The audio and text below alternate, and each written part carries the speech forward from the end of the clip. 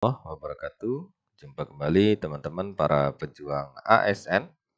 Hari ini kita akan melakukan simulasi soal lagi ya, atau latihan soal untuk P3K Sosial Kultural untuk semua formasi.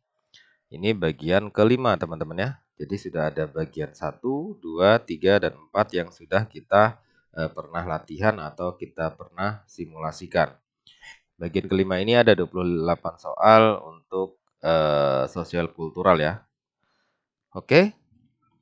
Jadi sosial kultural ya dalam P3K itu kompetensi yang mencakup sejumlah kemampuan dan sikap yang harus dimiliki oleh ASN dalam berinteraksi dengan masyarakat yang memiliki latar belakang budaya yang berbeda. Nah, itu kaitan dengan sosial kultural ya. Kemudian selanjutnya dalam bobot nilainya. Jadi soal-soal sosial kultural ya, semua jawaban itu memiliki nilai ya teman-teman. Jadi nilainya 1 sampai dengan 4. Apabila tidak dijawab ya, justru dia akan nilainya 0. Oleh karena itu, nanti saat ujian teman-teman usahakan ya, diupayakan bahwasanya semua soal itu wajib untuk dijawab agar memiliki nilai. Jadi tidak 0 ya, gitu. Baiklah teman-teman, kita langsung ke simulasi soal yang pertama. Perilaku yang diterima dan dianggap sesuai dalam suatu budaya disebut A. Normatif, B. Deskriptif, C. Deviasi, D. Kreatif, atau E. Objektif. Jawabannya adalah, kita lihat, jawaban yang benar adalah normatif ya. Pembahasan normatif mengacu pada perilaku yang sesuai dengan norma atau standar yang diterima dalam budaya tertentu. Jadi jawabannya yang A ya, normatif.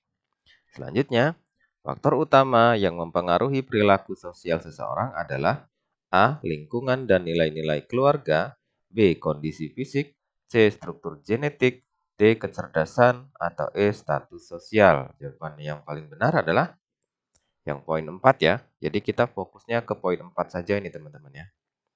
Sehingganya kita fokusnya kepada jawaban yang paling tinggi nilainya. Jawabannya ya masih yang A ya. Pembahasan lingkungan dan nilai keluarga merupakan faktor utama yang membentuk perilaku sosial seseorang sejak kecil.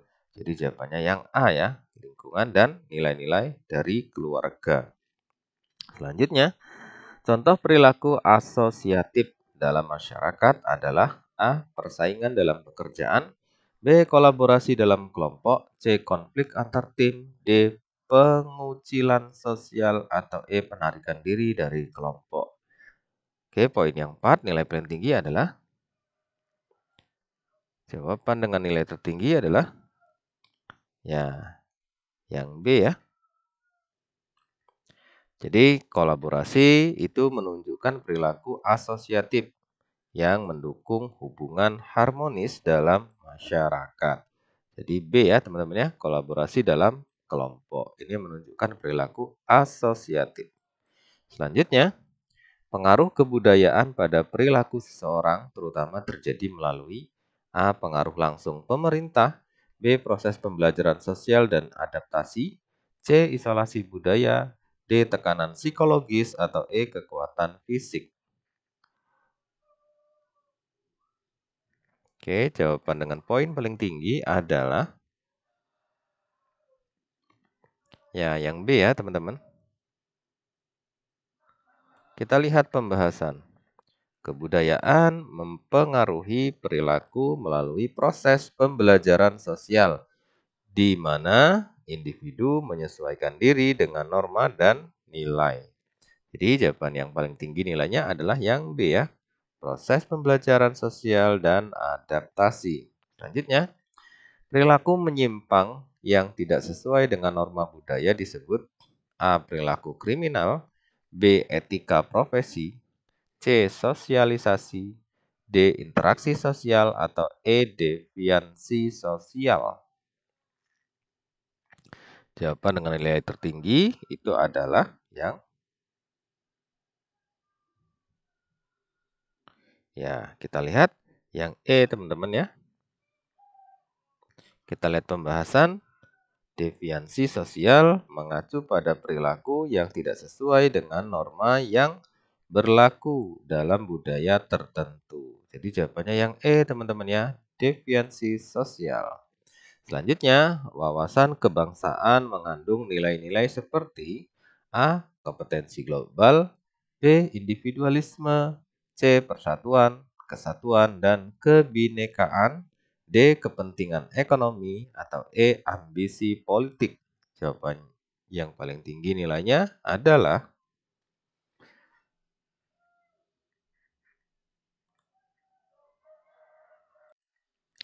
kita lihat jawaban yang paling tinggi nilainya adalah yang C ya. Pembahasan wawasan kebangsaan mempromosikan persatuan dalam keberagaman dan kesatuan sebagai nilai kebangsaan. Jadi jawabannya yang C ya. Wawasan kebangsaan itu mengandung nilai-nilai seperti persatuan, kesatuan, dan kebinekaan. Oke, selanjutnya. Salah satu ciri masyarakat yang memiliki wawasan kebangsaan kuat adalah A. Mengutamakan kepentingan kelompok tertentu, B. Menghargai keberagaman dan toleransi, C. Bersifat eksklusif, D. Bersikap diskriminatif, atau E. Hanya berinteraksi dengan kelompok sejenis. Jawaban paling tinggi nilainya itu adalah yang benar. Ya, kita lihat yang benar itu adalah yang B ya. Jadi ciri masyarakat yang memiliki wawasan kebangsaan yang kuat itu adalah sebuah toleransi dan menghargai keberagaman bagian dari wawasan kebangsaan yang kuat gitu. Jadi kita dituntut untuk menghargai kemudian bertoleransi ya. Karena betul-betul bangsa kita adalah bangsa yang beragam, majemuk ya. Jadi jawabannya yang B. Menghargai keberagaman dan toleransi. Selanjutnya, dalam wawasan kebangsaan, kesetaraan antar warga negara disebut juga sebagai A. Persaingan, B. Pluralisme, C. Egalitarianisme, D. Nasionalisme, atau E. Eksklusivisme. Jawaban yang benar adalah ya, yang C ya teman-teman ya. Pembahasan egalitarisme ya. Egalitarianisme adalah prinsip kesetaraan yang dianut dalam wawasan kebangsaan. Jadi jawabannya yang C, teman-teman ya. Egalitarianisme. Oke, selanjutnya. Pancasila adalah dasar ideologi bangsa Indonesia yang mencerminkan wawasan A. Individual, B. Pandangan hidup bangsa, C. Lokal, D. Internasional, atau E. Agresif. Yang benar jawabannya adalah yang paling tinggi. Ya, yang B ya. Pembahasan Pancasila merupakan ideologi bangsa Indonesia yang mencerminkan wawasan atau pandangan hidup bangsa mengenai tujuan dan cita-cita bangsa. Jadi pandangan hidup bangsa ya, yang B. Selanjutnya, salah satu tujuan wawasan kebangsaan itu adalah A. Meningkatkan kekayaan individu, B. Menciptakan ketertiban global, C. Memisahkan daerah, D. Memperkuat ketahanan nasional, E. Mengutamakan budaya asing. Jawaban yang benar adalah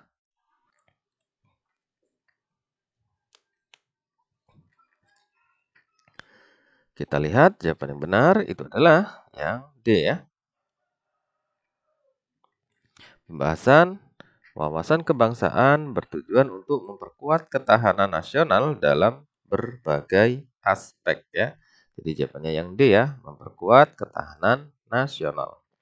Selanjutnya, etika sosial dalam masyarakat berfungsi untuk A. Meningkatkan persaingan antar individu, B. Mengatur perilaku sesuai norma yang diterima, C. Mengurangi keberagaman, D. Menghilangkan tradisi, atau E. Membatasi kreativitas individu. Jawaban yang benar itu adalah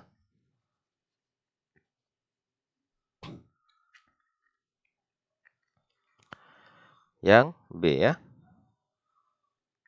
Pembahasan Etika sosial mengatur perilaku agar sesuai dengan norma yang diterima dalam masyarakat. Jadi jawabannya yang B ya. Mengatur perilaku sesuai norma yang diterima. Selanjutnya, etika sosial cenderung bersifat A. Absolut, B. Relatif sesuai dengan norma setempat, C. Sama di seluruh dunia, D. Hanya berlaku bagi orang dewasa, atau E. Sama dengan hukum tertulis. Yang benar adalah ya masih yang B ya. Pembahasan etika sosial bersifat relatif, berbeda antar satu budaya dengan budaya yang lain. Jadi dia relatif sesuai dengan norma setempat atau budaya setempat ya, atau kebiasaan dan adat istiadat setempat. Selanjutnya, dalam etika sosial, tindakan yang dianggap tidak pantas itu disebut A. Legal, B. Normal, C. Amoral, D. Tidak etis, atau E. Proaktif. Jawabannya adalah, kita lihat jawaban yang benar adalah yang D ya. Pembahasan tindakan yang tidak sesuai dengan norma atau etika sosial disebut tidak etis. Jadi jawabannya tidak etis, yang D. Selanjutnya, contoh perilaku etis dalam komunikasi adalah A. Mengkritik secara langsung tanpa memperhatikan perasaan, B. Menyebarkan gosip, C. Memotong pembicaraan, D. Membiarkan lawan bicara, E. Mendengarkan dengan penuh perhatian. Jawaban yang benar itu adalah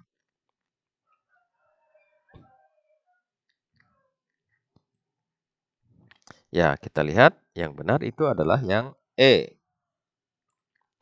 Pembahasan mendengarkan dengan penuh perhatian adalah contoh perilaku yang etis dalam komunikasi. Jadi yang E ya, mendengarkan dengan penuh perhatian.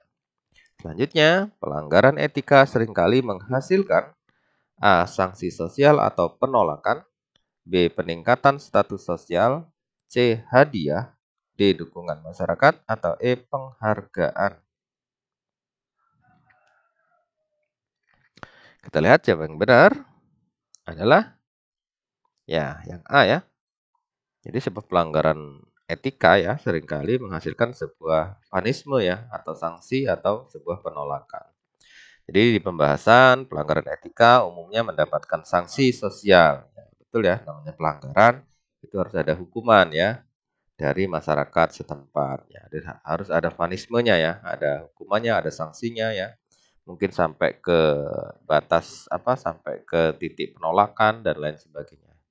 Jadi pelanggaran etika itu akan menghasilkan sebuah sanksi sosial atau penolakan. Yang A. Selanjutnya, apa yang dimaksud dengan nilai sosial adalah A. Sikap diterima dan dianggap baik dalam masyarakat, B. Kekayaan seseorang, C. Pengalaman individu, D. Tindakan kriminal, atau E. Pilihan pribadi. Kita lihat jawaban yang benar itu adalah Oke, yang A ya. Pembahasan nilai sosial adalah sikap atau perilaku yang dianggap baik atau positif oleh masyarakat. Jadi jawabannya yang A ya. Sikap yang diterima dan dianggap baik dalam masyarakat. Selanjutnya, contoh nilai sosial dalam masyarakat Indonesia adalah A. Persaingan individu, B. Gotong royong, C. Individualisme, D. Eksklusivitas, atau E. Diskriminasi. Yang benar itu adalah ya kita lihat ya yang B ya teman-teman ya. Kita lihat pembahasan. Gotong royong adalah nilai sosial yang mencerminkan kerjasama dalam masyarakat Indonesia. Jadi jawabannya yang benar atau poin tingginya adalah yang B ya, gotong royong. Selanjutnya, fungsi nilai sosial adalah untuk A. Membatasi perkembangan budaya, B. Menyebarkan konflik, C. Meningkatkan persaingan, D. Mengurangi persatuan, atau E. Memberikan pedoman bertindak. Yang benar itu adalah ya yang E ya. Pembahasan nilai sosial memberikan pedoman bagi individu dalam berperilaku dan bertindak. Jadi yang E ya, memberikan sebuah pedoman ya untuk melakukan langkah-langkah ya atau berperilaku atau bertindak. Itu fungsi nilai sosial. Selanjutnya, nilai sosial cenderung diturunkan melalui A. Pendidikan formal saja, B. Keluarga dan masyarakat, C. Media sosial, D. Teknologi, E. Hiburan. Yang benar adalah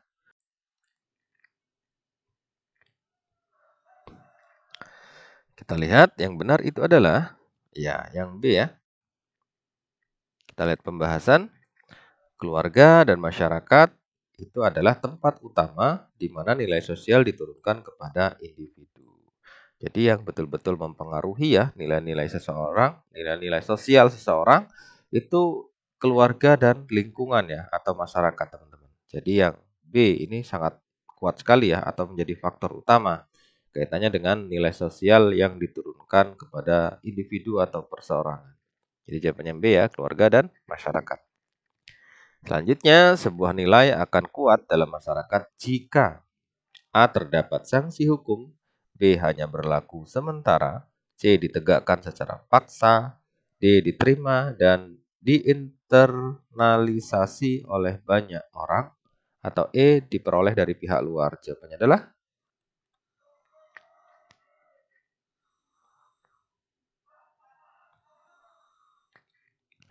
kita lihat jawaban yang benar adalah yang D ya. Pembahasan nilai sosial yang diterima oleh masyarakat luas dan diinternalisasi akan memiliki kekuatan yang lebih besar ya. Jadi sebuah nilai itu akan kuat dalam masyarakat jika nilai itu diterima yang pertama ya. Kemudian setelah diterima oleh masyarakat di situ ya, mayoritasnya diinternalisasikan. Nah, sehingga dia akan menjadi lebih kuat dan lebih kuat. Jadi jawabannya yang D, teman-teman ya. Oke, selanjutnya di kantor tempat Anda bekerja, diadakan rapat pimpinan untuk membahas perkembangan program kegiatan instansi dan setiap pimpinan unit dan bagian yang ikut rapat diharapkan memberikan masukan dan pendapatnya. Namun, pendapat Anda ditolak oleh peserta rapat. Sikap yang akan Anda ambil adalah A. Saya akan berlapang dada menerima penolakan atas pendapat saya dalam rapat. B. Saya tidak terima dan langsung meninggalkan tempat rapat karena merasa tidak dihargai. C. Saya akan berusaha meyakinkan para peserta rapat untuk menerima pendapat saya. D. Saya sangat memahami dan menghargai perbedaan pendapat. E. Saya dengan perasaan kecewa menerima penolakan dan mengikuti rapat hingga selesai. Jawaban yang paling tepat atau poin nilai yang paling tinggi adalah berada di jawaban.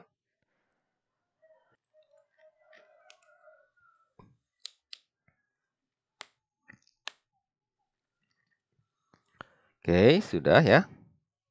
Kita lihat jawaban poin yang paling tinggi itu adalah yang A, teman-teman ya.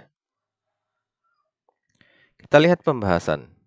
Seharusnya kita bisa terbuka ya dan mau belajar dengan orang lain sehingga tindakan paling benar adalah berlapang dada dan menerima penolakan gitu.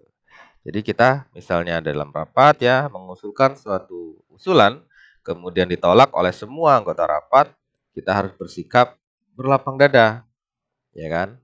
Menerima penolakan tersebut dan kita dalam rapat tersebut mempelajari ya, belajar dengan orang lain bagaimana usul mereka yang diterima, kemudian yang akan menjadikan dasar untuk kegiatan selanjutnya atau menjadikan dasar untuk implementasi hasil rapat yang akan disimpulkan gitu ya.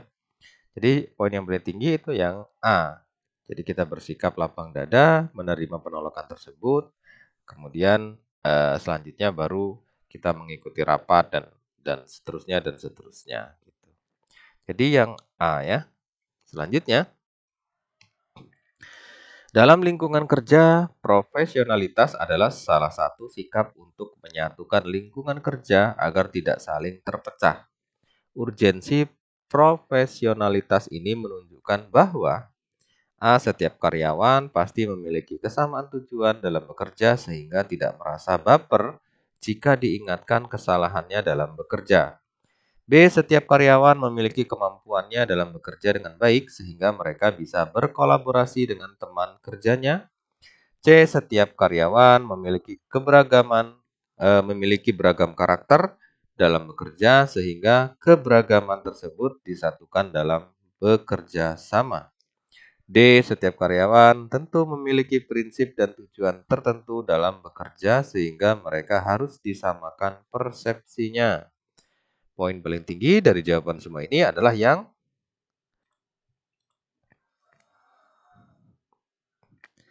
Oke.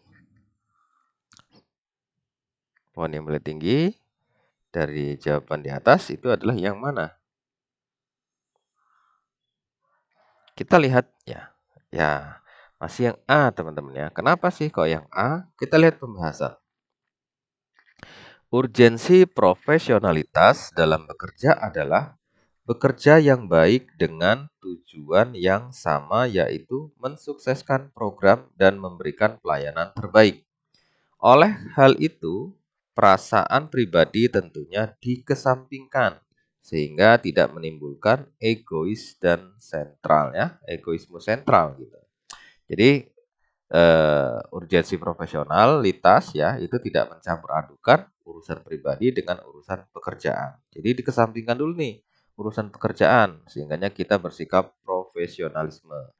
Makanya saat kita misalnya membuat sebuah kesalahan ya dalam bekerja, kemudian ditegur atau diingatkan oleh pimpinan, nah itu harus tidak boleh bersikap baper ya, tidak boleh tersinggung dan lain sebagainya. Justru itu menjadi sebuah masukan untuk kita lebih baik lagi dan tidak mengulangi kesalahan dan meningkatkan performance kita ya. Jadi jawaban yang paling tinggi nilainya poinnya adalah yang A, kaitannya dengan urgensi profesionalitas itu yang ditanyakan. Setiap pekerja ya atau karyawan pasti memiliki kesamaan tujuan dalam bekerja. Nah, artinya satu visi dan satu misi ya.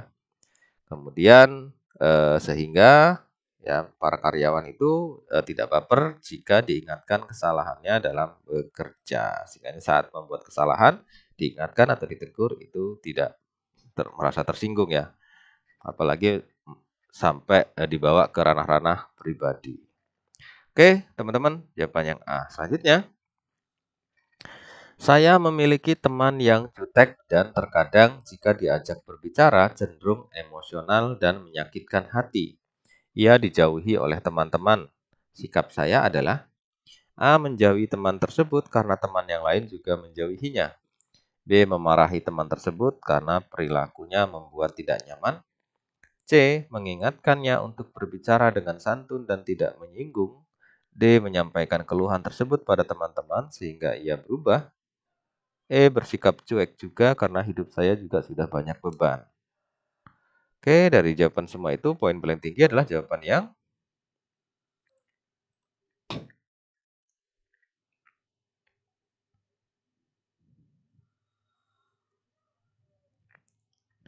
kita lihat poin paling tinggi adalah jawaban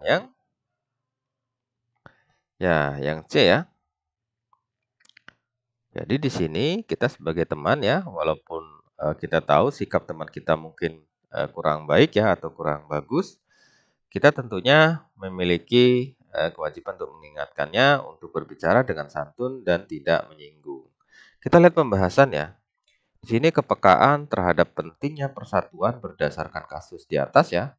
Sikap yang bisa kita lakukan adalah mengingatkannya secara pribadi kepada yang bersangkutan dengan bahasa yang tidak menyakitkan, dengan bahasa kekeluargaan ya, persuasif, baik-baik gitu kan. Tentunya tujuannya agar ia bisa diterima oleh orang lain gitu. Jadi jawabannya yang C, teman-teman ya. Yang paling tinggi poinnya. Selanjutnya, Bobby mendapat peringatan pertama karena sudah 3 kali terlambat berturut-turut di kantornya. Hal tersebut tentu berdampak pada pemotongan gajinya. Ia menyadari bahwa ia terlambat karena tidak disiplin. Hal yang dilakukan Bobby adalah A. Berusaha berangkat lebih awal dan mendisiplinkan diri agar tidak melanggar peraturan. B. Mengklarifikasi pada pimpinan kantornya bahwa ia terlambat karena tidak disengaja. C. Menyampaikan keberatan akibat keterlambatannya berdampak pada pemotongan gaji. D. Meminta bantuan temannya untuk mengingatkannya agar selalu disiplin berangkat kerja. Atau E. Mengajukan resign karena menganggap keputusan itu tidak adil. Oke, dari semua jawaban itu, jawaban yang poinnya paling tinggi adalah jawaban yang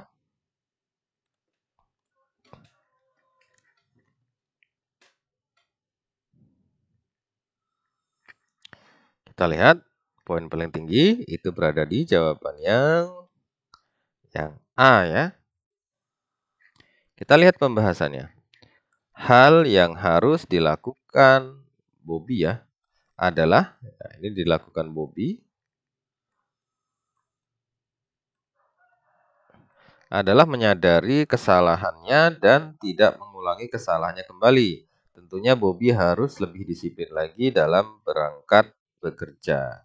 Jadi kalau misalnya di sini kasusnya Bobby ya mendapatkan peringatan, kemudian gajinya dipotong karena dia sering sekali terlambat masuk kantor. Nah, maka yang harus dilakukan Bobby itu dia harus berusaha berangkat lebih awal ya. Kemudian mengatur waktu ya, kemudian mendisiplinkan diri agar tidak melanggar peraturan yang sudah ditetapkan oleh perusahaan atau kantor ya. Poin paling tinggi adalah yang A. Selanjutnya, sentimen agama selalu menjadi alat politik yang dilakukan oleh para elit negeri untuk menjatuhkan lawannya. Hal ini dikarenakan masyarakat Indonesia mudah terprovokasi atas keyakinan mereka. Faktor fundamental yang menjadikan agama sebagai salah satu alat untuk memecah belah masyarakat adalah A. Pemahaman agama merupakan pemahaman global tentang aturan hidup personal. B. Masyarakat Indonesia terdiri atas berbagai agama sehingga mudah terprovokasi. C. Pada dasarnya, agama mengajarkan kerukunan tetapi tidak diimplementasikan umatnya. D. Tidak semua masyarakat memiliki pemahaman literasi dan pemahaman agama yang baik. Atau E. Pemahaman agama merupakan pemahaman individual berkenaan dengan keyakinan. Jawabannya adalah, jadi yang ditanya adalah faktor fundamental ya, yang menjadikan agama menjadi salah satu alat untuk memecah belah. Faktor fundamentalnya itu apa? Oke. Dari semua jawaban itu, jawaban yang paling tinggi poinnya adalah yang E ya. Kita lihat pembahasan. Faktor fundamental adalah faktor yang mendasari mengapa agama menjadi salah satu alat untuk memecah belah masyarakat. Pada prinsipnya, agama adalah keyakinan seseorang terhadap apa yang dipercayainya dan kemudian diamalkan. Keyakinan ini tentunya berbeda-beda dan jika dibenturkan akan menimbulkan perpecahan kita. Jadi jawabannya adalah yang E ya, faktor fundamental. Karena pemahaman agama merupakan pemahaman kita secara pribadi atau individual yang kemudian diimplementasikan, kemudian diamalkan gitu kan. Nah, jadi pemahaman individual yang berkenaan dengan sebuah keyakinan. Nah, itu yang faktor fundamental yang bisa dibentur-benturkan ya. Jadi jawabannya yang E ya. Selanjutnya, perbedaan hari raya Idul Fitri kerap kali menjadi perbedaan yang sensitif di kalangan masyarakat. Sebagai kepala desa di kampungnya, Aldo menjumpai bahwa sebagian besar warganya merayakan Idul Fitri berbeda. Agar dapat memfasilitasi ibadah sholat Idul Fitri, warganya, hal yang dilakukan Aldo adalah A. Menampung aspirasi warganya mengenai perayaan Idul Fitri secara bersama-sama. B. Mengajak warganya untuk melaksanakan sholat Idul Fitri dalam waktu yang sama.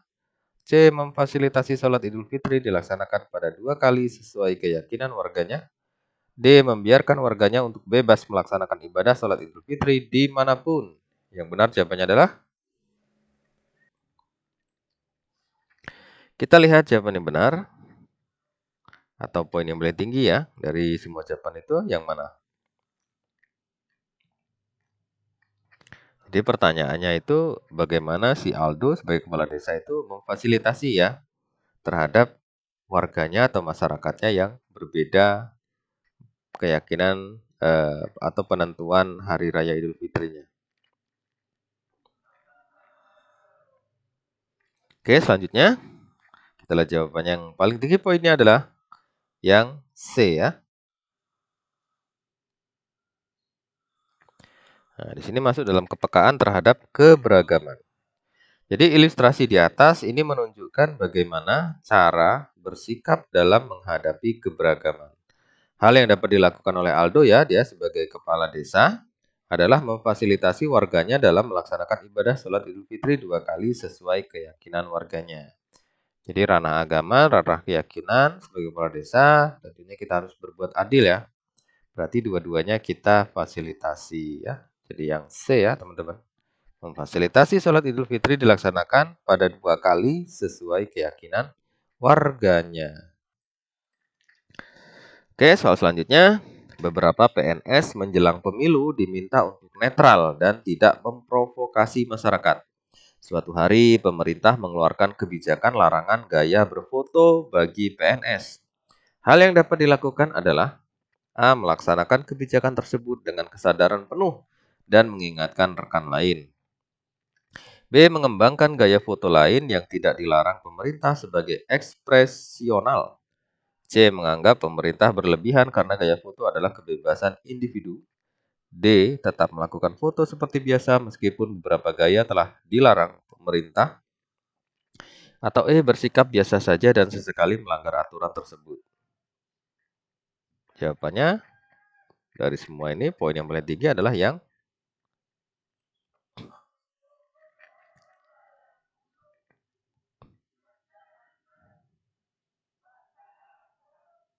ya kita lihat poin yang paling tinggi itu adalah yang A ya. Kita lihat pembahasan. Di atas merupakan sebuah kemampuan hubungan sosial ya.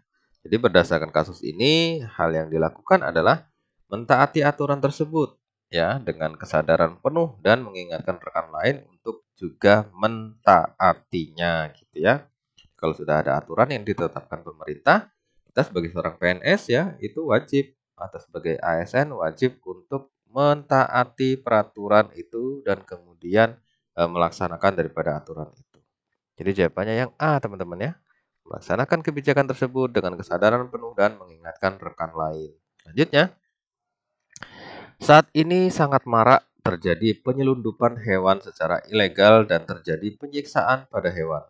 Sebagai konten kreator cinta hewan dan pemengaruh di sosial media, hal yang dapat dilakukan oleh Bima atas kasus tersebut di atas adalah, jadi Bima ini sebagai seorang konten kreator ya, konten kreator tentang kecintaan terhadap hewan.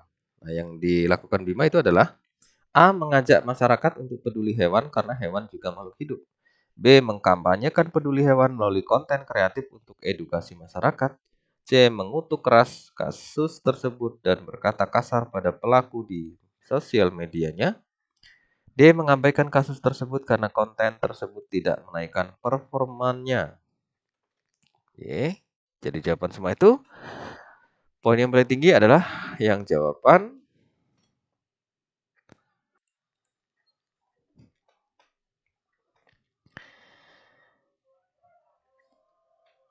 ya, kita lihat poin yang paling tinggi adalah di jawaban yang B ya.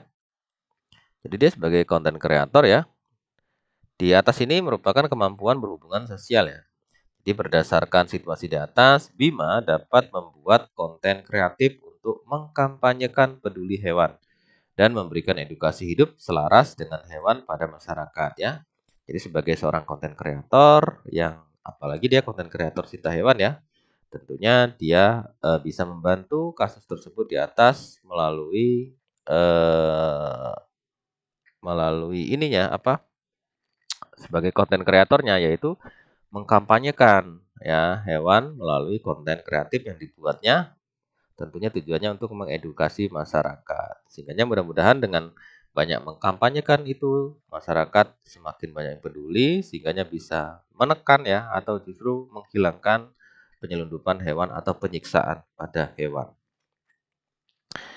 Baiklah teman-teman, demikianlah ya contoh daripada soal-soal untuk kompetensi sosial kultural P3K.